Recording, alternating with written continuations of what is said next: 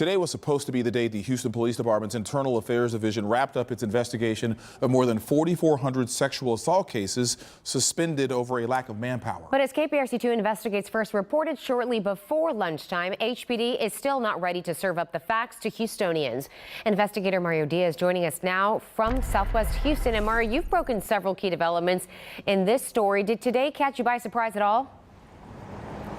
Daniela, it did, especially when you take into account what Mayor John Whitmire told me just a few weeks ago and what he expected from his police department today.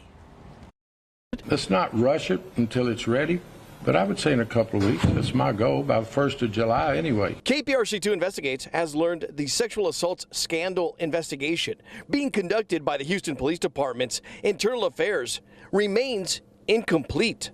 Mayor John Whitmire telling me in a call today that it still needs a few more days. But at some point, it needs to be done. And to the extent that it hasn't, that's wrong from here to there. As we first exposed in early May, the investigation was reopened after questions of integrity and truthfulness emerged surrounding a letter Executive Assistant Chief Chandra Hatcher wrote to former Chief Troy Finner. Claims made in her letter is what launched the Internal Affairs investigation. If that's what set this investigation back, once again, another black eye for Houston's finest. True, but does it take nearly 60 days to figure out whether or not somebody was at that meeting? Your point is incredibly well taken. This is not quantum physics. This is not rocket science. Look at your day timer. Look at your Google app. Either you were there or you weren't. And if you weren't, that's fine. But to the extent that it's taken this long to try to figure out whether you attended a meeting, in my estimation, is unconscionable. What also concerns KPRC2 legal analyst Brian Weiss are those being directly impacted by the delay.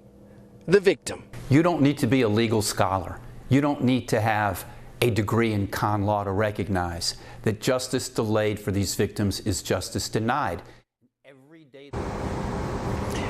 And we do know that there are a lot of people that want to see justice served in this case. Now, I did get a phone call in the last 30 minutes from HPD.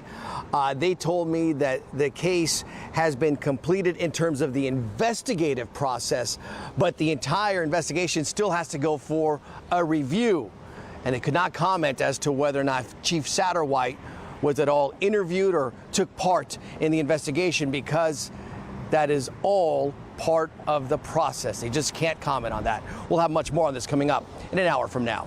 Live on the city's west side, Mario Diaz, KPRC2 Investigates.